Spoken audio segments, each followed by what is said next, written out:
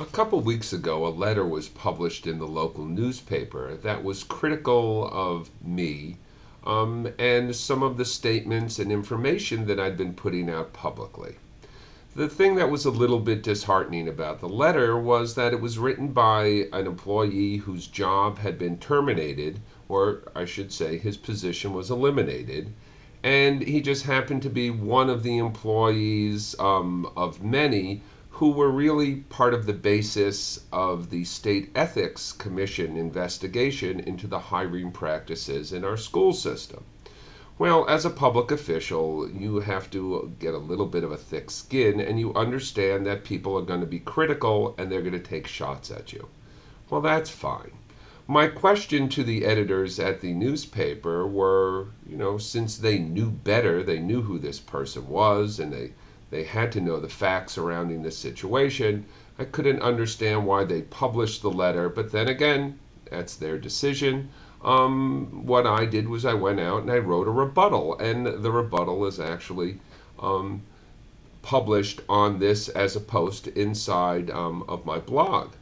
Well, the disheartening thing is over the last couple weeks, as I've been waiting for the newspaper to publish this rebuttal letter, it became apparent that we have a real problem here in our local communities.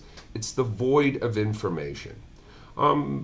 This point, just in and of itself, just think that 2 weeks ago, misinformation was put out, and during this entire time period until whether or not they actually publish my rebuttal, people in the public are going to believe the last thing that they were told, and I find that a little bit disheartening.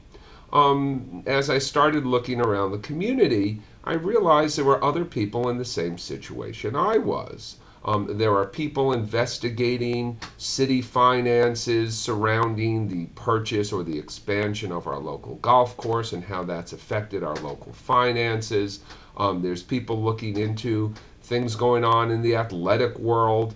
I could go on and on. But again, what happens, or the conclusion that you come to, is part of the problem we're starting to experience in our country as the newspaper business starts to wither away, is that they don't seem to have the staff or the inclination anymore to really investigate, to follow up, to bring the type of information a community needs to them in a timely manner.